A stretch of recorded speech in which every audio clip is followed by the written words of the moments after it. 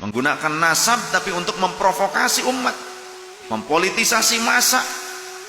Yang penting diiming-imingi barokah dan ditakut-takuti umat ini dengan kualat. Pokoknya kalau nggak nurut kualat lain sebagainya, suruh demo ngikut demo, dididik jadi blow on ikut jadi blow on, memberontak ikut memberontak, melawan kebijakan yang tidak melanggar aturan syariat ikut melawan. Ada pemerintah yang sah.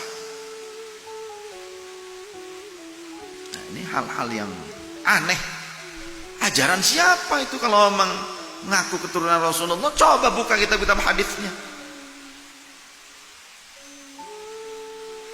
Jangan umat ini jadi di monopoli, digerakkan untuk memberontak, jangan. Ajaran siapa? Coba kalau mau mikir jadi orang muslim tuh mikir, akal sehatnya digunakan. Jangan kayak zombie. Arti zombie hidup tapi ya otaknya nggak berfungsi, dikendalikan oleh nafsu, gitu kan?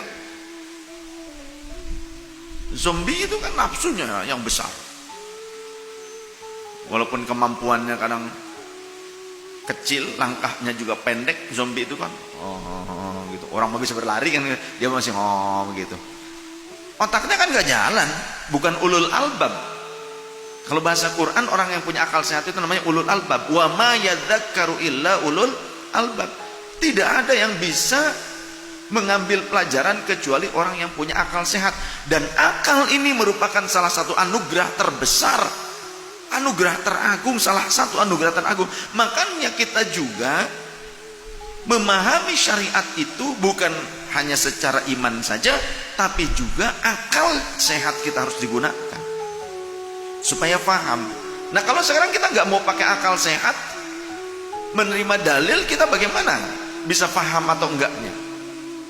Memahami itu dengan apa? Coba. So, kalau ngajinya benar ngelotok pasti paham lah. Dan kalau itu pun kalau punya akal sehat. Kalau nggak punya akal sehat ya boro-boro mau ngaji ngelotok, yang ada pusing. Orang kalau ngajinya ngelotok itu pasti punya akal sehat. Dan kalau orang punya akal sehat mau ngajinya ngelotok gitu. Tapi kalau akalnya itu kurang sehat, baru dibebani dengan pemikiran sedikit saja sudah udah males ngajinya. Harus hafalan ini, harus hafalan itu. Penjabaran tentang muqaranah, tentang perbandingan, tentang kajian secara komprehensif. Pusing. Orang kalau nggak punya akal sehat pusing ngaji komprehensif. Ilmu nasikh mansukh, mansukhul ayah bil ayah, mansukhul ayah bis sunnah, mansukh sunnah bil ayah, mansukhul sunnah bis sunnah. Orang ngerti, bingung.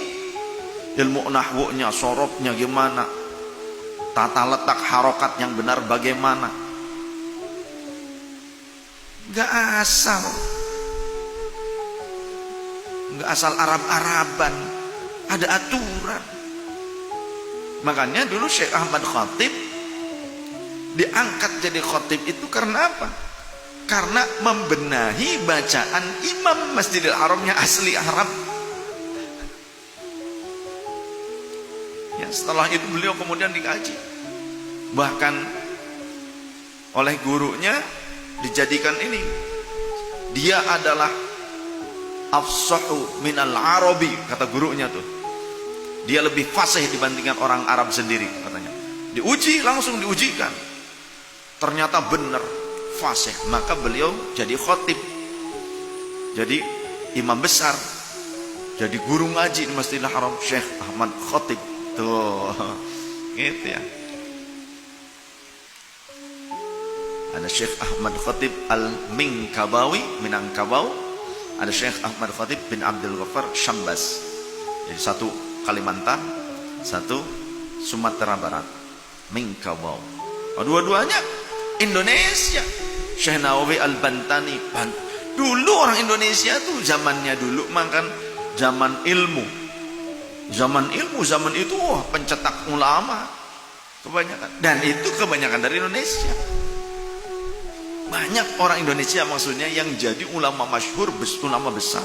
Said Ahmad Zakaria, eyang saya. Di antara yang pernah berguru kepada beliau, ayah dari Kiai Haji Mustafa Bisri, ayah Gusmus, Kiai Bisri Samsuri, itu pernah ngaji waktu di Mekah ke eyang saya. Ya. Banyak tuh ya.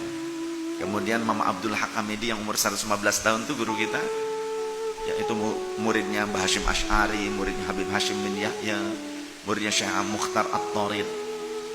Nah, Syekh Mukhtar At-Tarid orang Bogor.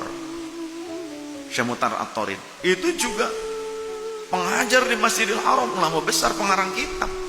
Itu teman seperjuangannya eyang saya, seliting lah dengan eyang Syekh Mukhtar At-Tarid. Makanya muridnya dikirim dari sana, dari Mekah ke Indonesia, yaitu Mama Abdul Haq Hamidi. Tapi di 2 tahun terakhir masa sisa umurnya eyang saya. Artinya murid-murid terakhir lah gitu, seperti itu Bagus Muhammad Bahrum, Abah Uung, litingan terakhir gitu, muridnya eyang. Terus pamannya Mama Tengku, yaitu Syekh Ahmad Khatib itu ya, Syekh Ahmad itu juga jadi ulama di sana. Banyak ulama Indonesia, ulama dari Termas, ya kan, Syekh Ihsan Campos itu jadi ulama di sana. Syekh Abdul Hamid At-Tarmasi, Termas, itu jadi ulama di sana juga, jadi ulama besar, pengajar. Jadi jangan sepelekan ulama-ulama Indonesia. Nah, ulama Indonesia pada pulang ke Indonesia itu pada pasca kudeta. Yang saya sendiri pasca di sana terjadi kudeta dan kekuasaan diambil alih oleh Wahabi, maka ulama-ulama Ahlus Sunnah banyak yang meninggalkan Hijaz.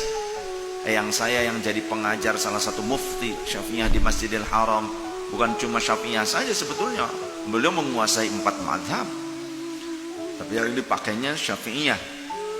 Karena dulu Syafi'iyah di Makkah Madinah tuh banyak, jadi sholat itu sampai 4 gelombang. Kalau dulu sebelum masa kudeta sholat tuh 4 gelombang. Syafi'iyah dulu karena terbanyak, mazhab terbanyak Syafi'iyah pengikutnya.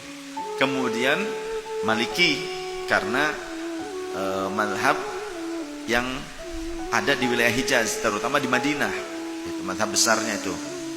Tapi Syafi'i juga banyak. Setelah Maliki gantian yang Hanafi, setelah Hanafi baru yang Hambali. Setelah kudeta saja dipegang Wahabi baru disaklek satukan gitu. Dan harus gayanya gaya mereka.